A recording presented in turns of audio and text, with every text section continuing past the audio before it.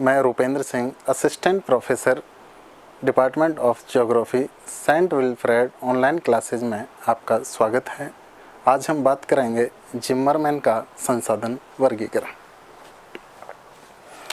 देखिए, जिम्मरमैन का संसाधन वर्गीकरण से पहले अपन थोड़ा सा बैक में चलते हैं, क्योंकि जिम्मरमैन जो संसाधन वर्गीकरण की बात कर रहा है वो आपके सेकेंड ईयर में कर रहा है। संसाधन जो ज्योग्राफी है उसका विकास कहाँ से होके आया है, तो और कौन कौन से कारण रहे हैं कि इनके कारण एक मानव भूगोल है वो अलग हुआ और उसके बाद उसमें से बहुत सारे भूगोलों का विकास हो गया। देखिए, मेन रूप से जो भूगोल है 1950 से के बाद में बात करें हम तो भूगोल दो भागों में डिवाइडेशन होता है। एक भौतिक भूगोल है और दूसरा है मानव भूगोल। भौतिक भूगोल में प्रकृति के उन सभी तत्वों का अध्ययन किया जाता है जो हमें दिखाई देते हैं, चाहे आकाश हो, चाहे समुद्र हो, चाहे धरातल हो।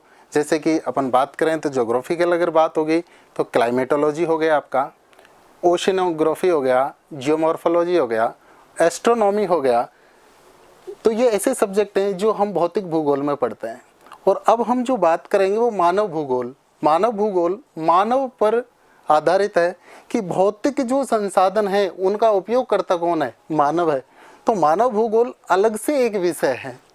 इस विषय के अंतर्गत और जो विभिन्न प्रकार की क्रियाएं हुई उनको एक एक करके अलग कर दिया गया। जैसे कि अगर हम बात करें तो मानव भूगोल में सबसे पहले माना कि मानव भूगोल आधारित है मानव के, तो मानव इंपॉर्टेंट हुआ। अब मानव इंपॉर्टेंट होगा तो इंपॉर्टेंट चीज आएगी कि सबसे पहले वो करेगा क्या, तो इकोनॉमिक चीजें होंगी। आज के टाइम में हम रुपया पैसा जो कमा रहे हैं, लेकिन इससे पहले अर्थव्यवस्था नहीं थी, हमारे पास कोई इकोनॉमिक संसाधन नहीं था।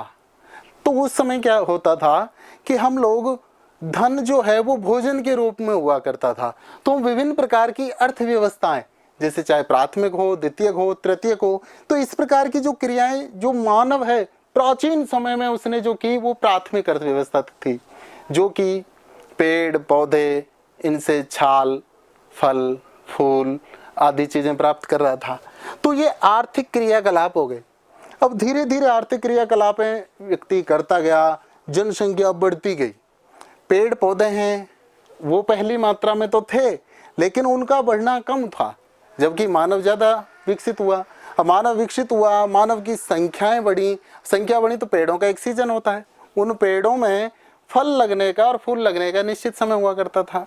अब वो निश्चित समय हुआ तो उसके बाद क्या होता है कि निश्चित समय के बाद जनसंख्या बढ़ी, इसलिए धीरे धीरे मानव जो है अन्य चीजों पर निर्भर रहने लग गया। जैसे कि पशु संसाधन आ गया उसके पास, पशुओं को पहले मार के खा रहा था, लेकिन अब क्या हो रहा था, अब वो उसका पालन करना सीख गया था।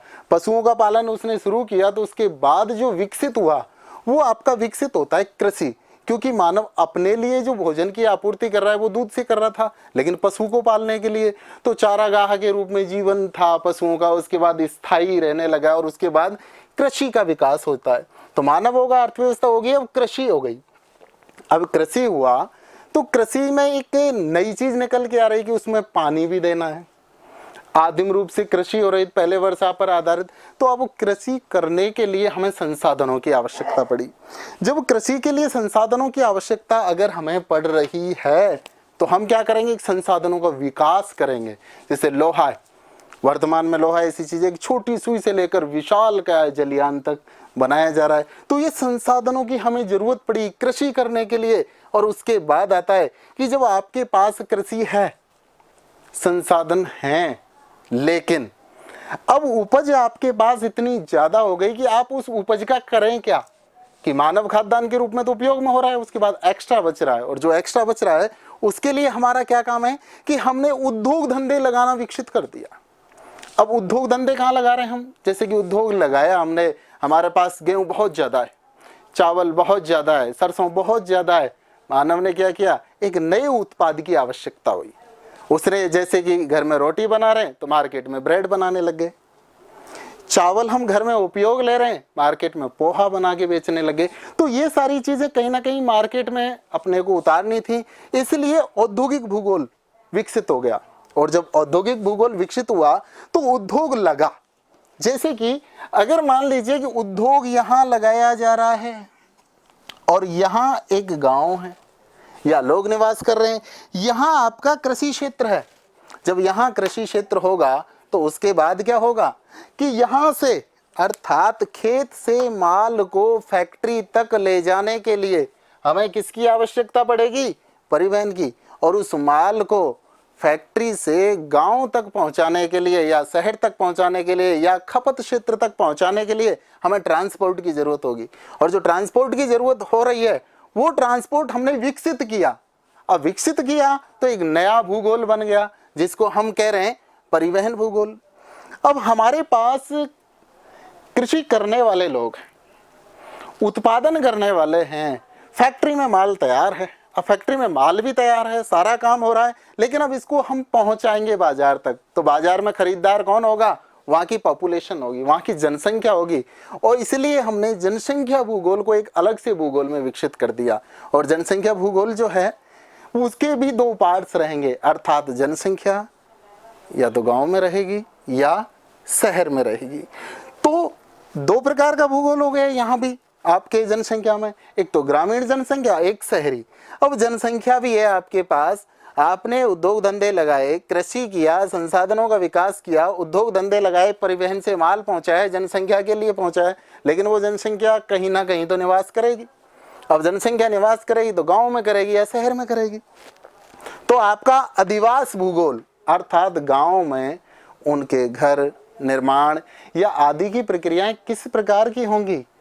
गांव का मकान अलग होगा, शहर का मकान होगा। शहर में मकान है वो ऊंचाई पर विकसित होंगे, अर्थात ऊंचाई का मतलब यहाँ बिल्डिंग की ऊंचाई, जैसे कि 1 मंजिल 2 मंजिल 4 मंजिल। जबकि ग्रामीण क्षेत्रों में मकान है वो एकदम 1 कमरा 2 कमरा, वो इस प्रकार से विकसित होते जाएंगे।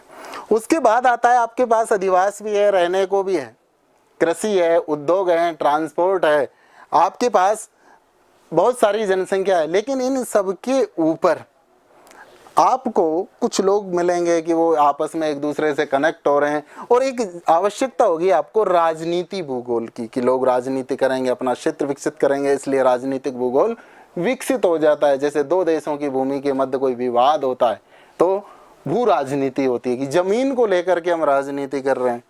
उसके बाद उस चीज की अर्थात एक लैंड होगा, उस पर निवास करेंगे लोग, उसी पर कृषि करेंगे, उद्योग धंधे विकसित करेंगे और वहीं पर जाकर के ट्रांसपोर्ट का विकास किया। लेकिन इस भूमि की सुरक्षा के लिए हमें आवश्यकता जो होगी वो सेना की होगी, मिलिट्री की होगी। और उसके बाद आपका जो भूगोल विकसित होता है वो मिलिट्री भूगोल होता है। साथ ही अब हमारे पास सेना है, सब कुछ है, लेकिन हमारा कोई इतिहास भी होना चाहिए कि हम कहाँ से विकसित होकर के कहाँ हैं। प्राचीन सभ्यताएं हैं, नील नदी की सभ्यता हो चाहे मेसोपोटामिया की हो, वो जो सभ्यताएं होती हैं वो कहाँ से पीछे से उठ करके आ रही हैं, वो सभ्यताएं पीछे से उठ करके आई। आज हम कहाँ आ गए, तो इसके बीच का जितना भी हमारा बैक है उसको हम बिल्कुल सामने लेके आते हैं कि पहले नगर कैसे थे, उसके बाद विकसित कैसे हुआ और आज कैसे हैं। उसके बाद हमारा एक इतिहास हो गया और इतिहास के बाद हमारा एक समाज होगा। और समाज जो है या तो विकसित होगा या अविकसित होगा। जो समाज अविकसित होगा वहाँ के लोग, वहाँ की परंपराएं, वहाँ का टेक्निक, वो सारी चीज़ें थोड़ी पिछड़ी हुई अवस्था की होती हैं। जबकि विकसित समाज की, अविकसित समाज में तो पिछड़ा हो गया, जबकि विकसित में क्या है, ये सारी चीज़ें उन्नति स्तर की होती हैं। तो इनमें से ही इकोनॉमिक ज्योग्राफी में से आपका जो भूगोल निकल के आ रहा है वो आ रहा है आपका संसाधन भूगोल। तो ये हमारा क्या है, संसाधन भूगोल से पहले संसाधन कहाँ से आया, इकोनॉमिक से आया, उससे पहले कहाँ था, इसकी आवश्यकता क्यों हुई। तो ये हमारी आवश्यकताएं हमें पता लग गई। तो ये क्या, इसका बैकग्राउंड हो गया। अब जो बैकग्राउंड हुआ है तो आगे हम जो बात करेंगे तो इसमें सबसे बड़ा जो काम है कि हम संसाधन कहते किसे हैं, संसाधन होता क्या है। तो संसाधन जो है वो अंग्रेजी भाषा के रिसोर्स से बना है, जो दो शब्दों का मेल होता है, री दीर्घ एक लंबा समय, सोर्स साधन है आपके पास, एक लंबे समय में एक अवधि होती है, उसके बाद प्रोसेसिंग होती है और बहुत सारी क्रियाएं एक लंबे समय बाद विभिन्न प्रकार की जो वस्तुएं हैं वो अन्य प्रकार के निर्माण करेंगे, साथ ही मानव के लिए उपयोगी होगी। अर्थात संसाधन क्या होंगे, ये तो संसाधन शब्द हुआ कि रिसोर्स रिप्लेस सोर्स दीर्घ साधन है, एक लंबे समय तक चलने वाले साधन है। लेकिन इसी में आगे अगर हम बात करें कि संसाधन क्या है, तो संसाधन में जो परिभाषा है वो जिम्मरमैन महोदय की है। इन्होंने कहा है कि संसाधन होते नहीं, बनाए जाते हैं, और मानव अपने उपयोग के आधार पर विभिन्न प्रकार के जो पदार्थ हैं उनको संसाधन के रूप में कन्वर्ट करता है। जैसे कि अगर हम बात करें कि भाप के इंजन का आविष्कार जब तक नहीं हुआ तब तक कोयला संसाधन नहीं था। क्यों?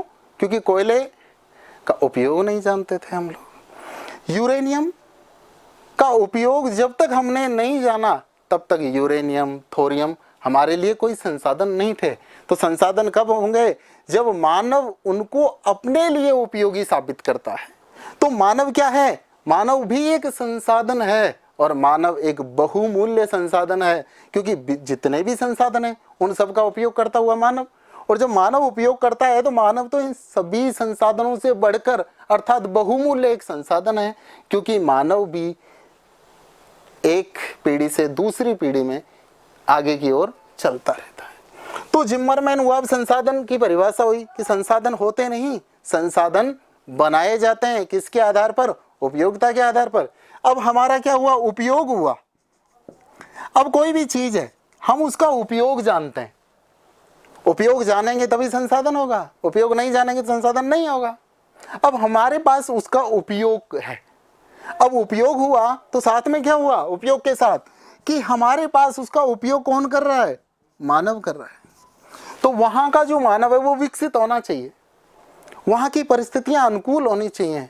वहां जो लोग होते हैं वो लोग क्या हैं कि लोग वहां के संसाधनों को विकास करेंगे। अगर मान लीजिए वहां के मानव को टेक्नोलॉजी नहीं आती, उस संसाधन का उपयोग के बारे में नहीं पता है, और उस संसाधन को निकालने में असमर्थ है, तो वो संसाधन हमारे लिए उपयोगी नहीं हो सकता, क्योंकि वो हमारी पहुंच से दूर है। तो संसाधन हमारी पहुंच तक होना चाहिए। संसाधन जब तक पहुंच के अंदर नहीं होगा, अर्थात संसाधन पहुंच में हो, दूसरी बात मानव जो है वहां विकसित हो, जो उसका उपयोग कर सके, इसके बाद उस संसाधन को परिवर्तित भी किया जा सकता है। अर्थात परिवर्तन के बाद उसके मूल्य में वृद्धि हो जाएगी, अर्थात उसका गुणात्मक सुधार होगा, और जब गुणात्मक सुधार होगा तभी वो संसाधन बनेगा हमारे लिए। जैसे कि अभी अपन ने बात की कोयला है, कोयला पहले संसाधन नहीं था लेकिन आज संसाधन है। सोना है हमारे लिए संसाधन है, यूरेनियम है संसाधन है, तांबा है, ठीक है। आगे हम बात करें तो संसाधन जो वर्गीकरण है वो जिम्मरमैन जो महोदय हैं उन्होंने जो बात की है, जिम्मरमैन महोदय ने 3 प्रकार के संसाधनों को विभाजित किया है। अर्थात संसाधन वर्गीकरण में जिम्मरमैन महोदय का मानना है कि संसाधन 3 प्रकार के होते हैं।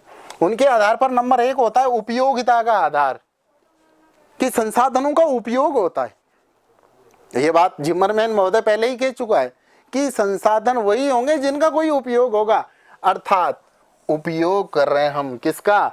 संसाधनों का, और संसाधनों का जो उपयोग करेंगे उस उपयोगिता में सबसे जो बेहतर चीज निकल के आएगी वो आपकी ये आएगी कि संसाधन नवीनीकरण योग्य होता है। एक तो संसाधन उपयोगिता के आधार पर संसाधन 3 प्रकार के हुए, नवीनीकरण योग्य, नवीनीकरण अयोग्य और चक्रीय संसाधन। अर्थात नवीनीकरण योग्य संसाधन जिनको दोबारा से काम में लिया जा सकता है, जैसे कि ऊर्जा है, पवन है। ऐसा नहीं है यहाँ पवन चल रही है, तेज गति से चल रही है, हमने क्या किया? पवन चक्की लगा दी। पवन चक्की लगाई, उसने पंखा घुमाया और हमने एनर्जी जनरेट कर ली, उसको स्टोर कर लिया। तो ऐसा नहीं कि वो हवा आगे काम नहीं आएगी, वो हवा आगे भी काम आएगी, आगे और चीजों में उपयोग, अर्थात बहुत सारी पवन चक्कियां पीछे लगा के काम में लिया जा सकता है। तो हवा ऐसा नहीं कि खत्म हो जाएगी, खत्म होने वाली नहीं हवा, हवा चलेगी, उसकी गति में परिवर्तन हो सकता है। हवा तेज हो सकती है, हवा मंद हो सकती है, हवा रुक सकती है, अर्थात बिल्कुल मंद गति से चल सकती है, और हवा अपने आप में एक तूफान का रूप धारण कर सकती है। ऐसे होगा आपका जल, इस दुनिया के अंदर जितना जल है वो उतना ही रहता है, अर्थात उसका फॉर्म बदलता रहता है।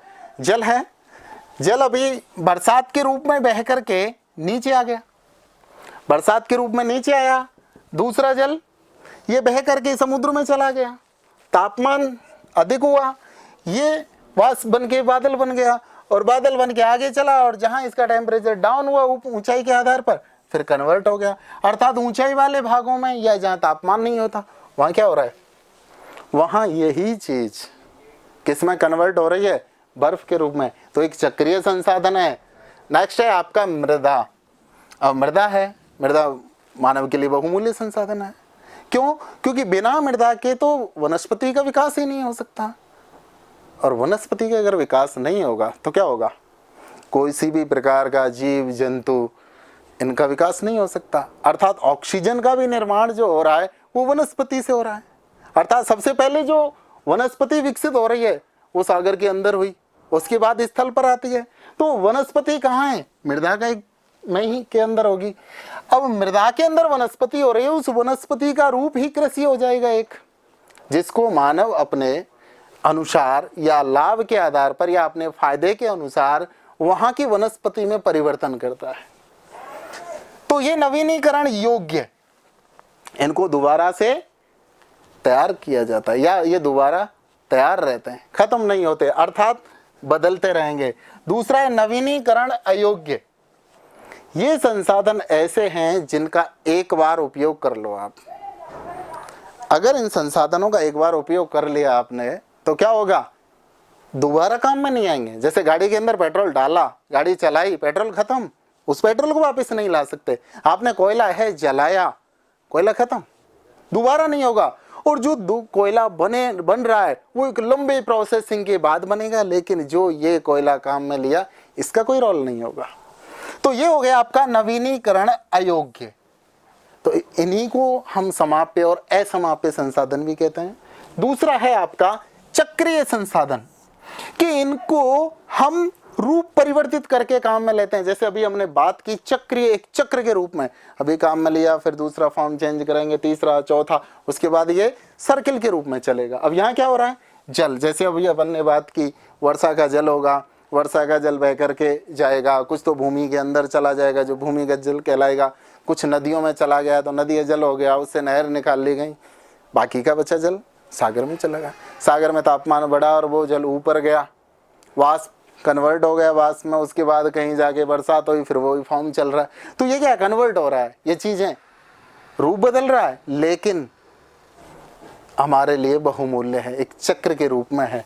नेक्स्ट बात आती है लोहा की। लोहा का भी हम क्या करते हैं, काम में लेते हैं। लोहा आज एक बड़ी राड बनाई, एक लंबा समय बाद वो काम में नहीं आ रही, पिघला के दूसरा बना लिया। तो ये क्या है, उसके गुण के आधार पर चेंज होगा। तो ये हो गया आपका उपयोगिता के आधार पर। तो उपयोगिता के आधार पर जो आपके संसाधन होते हैं उनको हम 3 भागों में बांटते हैं, नवीनीकरण योग्य, नवीनीकरण अयोग्य और चक्रीय संसाधन। नवीनीकरण योग्य के अंदर आएगा आपका ऊर्जा है, पवन है, जल है, मृदा है, कृषि है, मानव है, पशु पक्षी जीव जंतु। क्योंकि ये जो कृषि है इसके अलावा क्या है, पीढ़ी बदल रहा है, इनका क्या बदल रहा है, पीढ़ी बदल रहा है, एक से नया तैयार हो रहा है। नवीनीकरण अयोग्य में पेट्रोल कोयला, अर्थात ऐसे संसाधन जिनका एक बार उपयोग लेने के बाद खत्म हो जाते हैं। नवीनीकरण में एक बार उपयोग लेने के बाद भी ये खत्म नहीं होते हैं, ये सर्कुलेशन चलता रहता है। जबकि चक्रीय संसाधनों को बार बार अपन उपयोग में ले सकते हैं। दूसरा आता है जिम्मरमैन महोदय के अनुसार जो संसाधनों का वर्गीकरण है, उसमें चलता है आपका उत्पत्ति के आधार पर। अब उत्पत्ति के आधार पर जो संसाधन होंगे, जैसे कार्बनिक या अकार्बनिक, या अपन कहें कि जैविक या अजैविक। अब जैविक संसाधन है तो जैविक संसाधन के अंदर क्या आएगा, अर्थात ऐसे संसाधन जिनके अंदर जीव होता है। ऐसे मान लीजिए जैसे खनिज लवण की आवश्यकता होगी, इनको पोषण की आवश्यकता होगी, और पोषण की आवश्यकता होगी तभी ये विकसित होंगे। तो जैविक में अर्थात इनके लिए भोजन की आवश्यकता होती है, जबकि अजैविक में भोजन की आवश्यकता नहीं होती। जैसे कि जैविक संसाधनों में आपका मानव, पशु, जीव, या अपन कहें कि वनस्पति, ये आ गई। जबकि जैविक संसाधनों को हम फिर 2 भागों में बांट रहे हैं। एक बांट रहे हैं जल, एक बांट रहे हैं सॉरी स्थिर जैविक, और दूसरा अस्थिर। स्थिर में ऐसे जैविक संसाधन जो अपनी जगह ही स्थिर रहते हैं, अर्थात वनस्पति। वनस्पति जहाँ उगी है वहीं रहेगी, ऐसा नहीं कि 2 दिन बाद वो सड़क के आगे चली जाए, नो। वो विकसित हो सकती है, आगे मूव नहीं करेगी। जबकि अस्थिर जैविक में मानव है, पशु है, विभिन्न प्रकार के जीव हैं जो क्या है, गति करते हैं, चलते रहते हैं, अर्थात जैविक संसाधन, और दूसरा हुआ अजैविक संसाधन। तीसरा जो इंपॉर्टेंट आता है आपका, वो आता है आपका उद्देश्य के आधार पर संसाधनों का वर्गीकरण। अब उद्देश्य के आधार पर जो संसाधनों का वर्गीकरण होगा, उसमें हम दो प्रकार लेते हैं। एक तो ऊर्जा संसाधन होता है और दूसरा होता है आपका कच्चा माल। ऊर्जा संसाधन के अंतर्गत एनर्जी जनरेट होगी और कच्चा माल है विभिन्न प्रकार के उद्योग धंधों में काम में लिया जाएगा, अर्थात उस कच्चे माल से नई चीजों का निर्माण किया जाएगा।